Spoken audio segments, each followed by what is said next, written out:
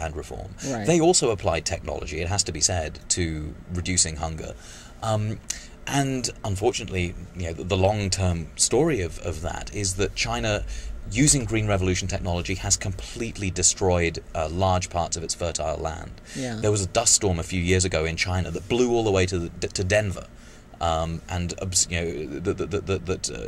the dust from this dust storm, caused by bad irrigation, poor agricultural practices, and the Green Revolution technologies, has destroyed the land in China. Talk about the Green Revolution in terms of its impact on nation states.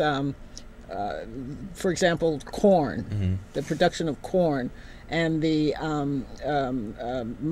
genetically modified corn, and that whole thing with Monsanto and Cargill and all that. Well, so the original Green Revolution was really driven by large governments and large foundations.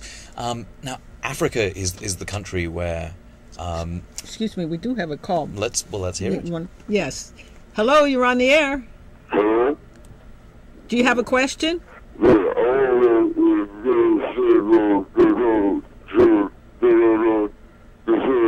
Twice in 2 times years.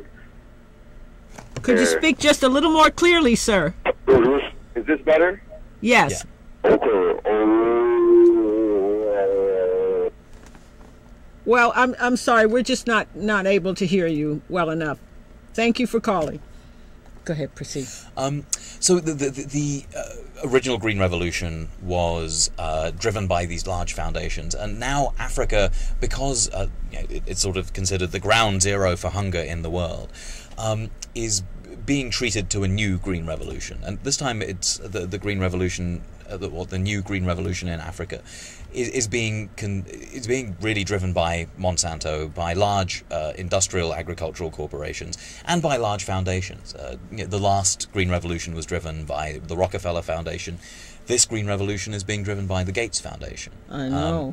And you have an article in this month's Nation. Yes, exactly. About that very thing. We do, and it's a long article, but in showing exactly what they're doing and what they're doing wrong. Right. But what we're doing really is showing how, in the article, showing how basically the fates of the world's poorest farmers are being decided by the world's richest Americans. Right. I mean, right. What they're doing is saying that by applying these genetically modified seeds to the land, the productivity will improve.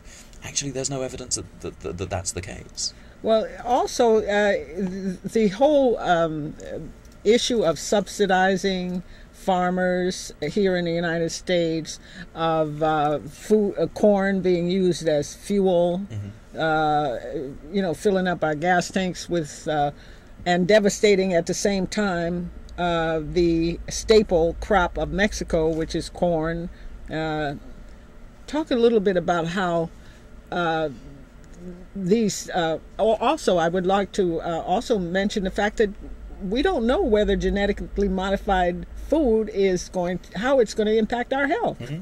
No, I mean, I think the United States in particular, every citizen here is a guinea pig of the of genetically modified crops, and I can't remember where it was. Because we can't even get them labeled. Right, exactly, and there was somewhere recently, I remember reading that